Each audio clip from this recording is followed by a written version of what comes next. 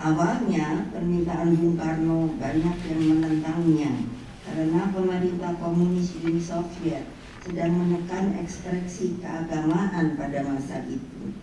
Bahkan lokasi makam Imam Bukhari kala itu nyaris telah terlupakan.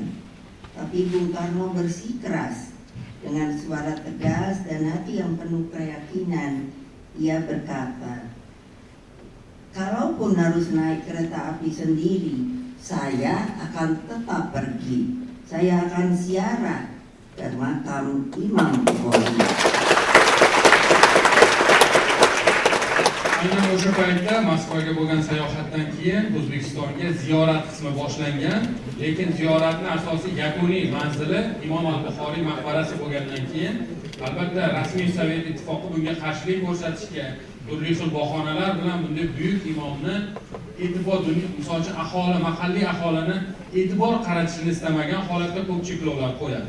Ulardan biri transportni yo'qligi, borishni qiyinligini bahona qilib ko'rsatishadi, lekin Sukarnoni o'sha kundaligida eslab o'tirgan, agarda poyezdda borish kerakmi, piyoda borish kerakmi, qanaqa noqulay bo'lsa ham, men bu tashrifimni yakunida Imom al-Buxoriyni maqbaralariga borishim shart deydi va hozirgi spektaklda aks etgandaqa o'sha uzoq masofali yo'lga butun delegatsiya bilan yakunigacha turib oladi.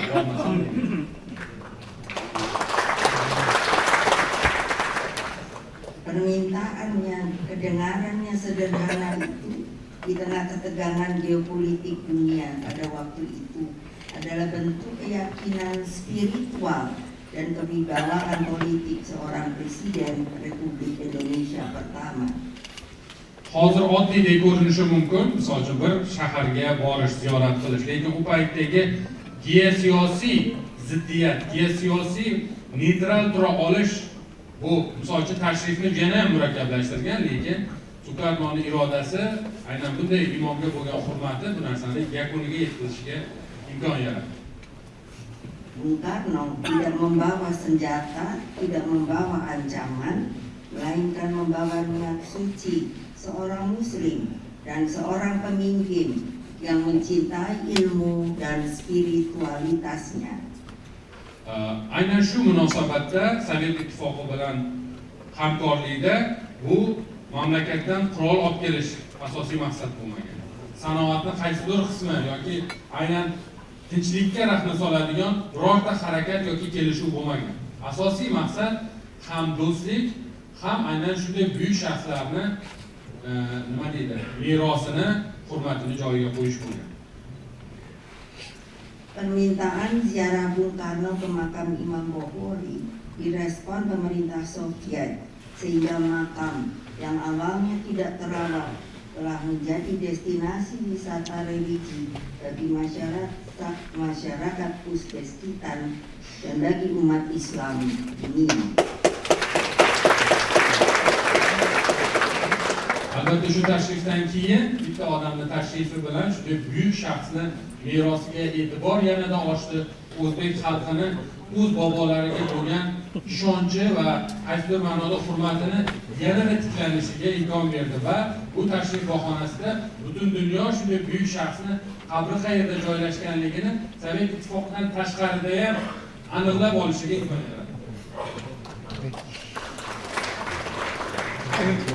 Saat ini di desa Hartang, 25 km dari kota Samarkand, Uzbekistan, berdiri sebuah kompleks suci, tempat ziarah yang menjadi simbol kekuatan ilmu dan iman.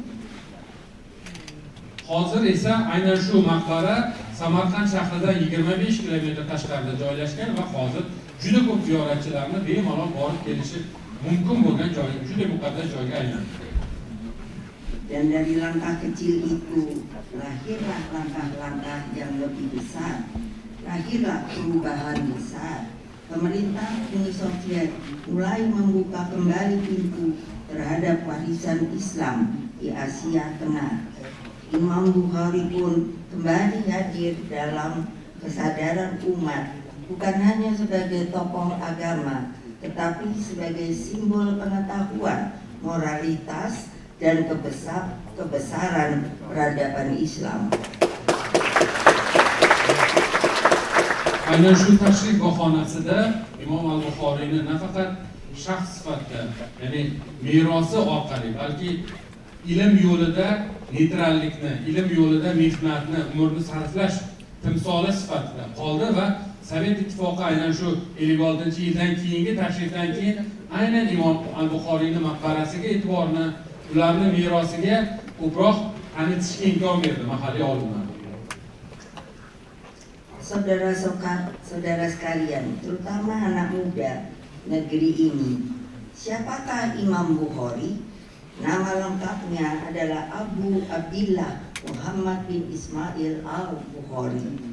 Ia dilahirkan pada tahun 810 Masehi di kota Bukhara, wilayah yang kini masuk dalam wilayah Uzbekistan.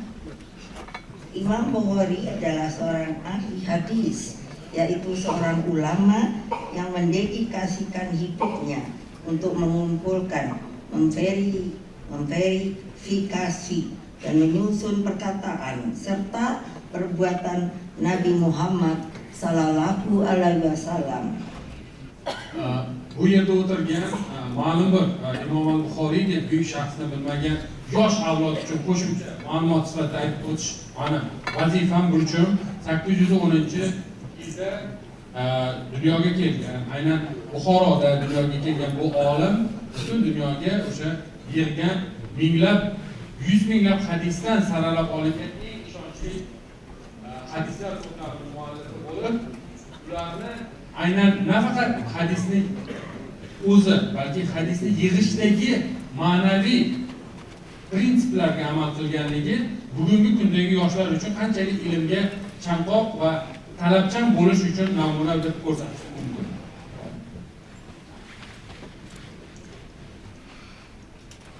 Imam Bukhari pun kembali hadir dalam kesadaran umat, bukan hanya sebagai tokoh agama, tetapi sebagai simbol pengetahuan, moralitas, dan kebesaran peradaban Islam.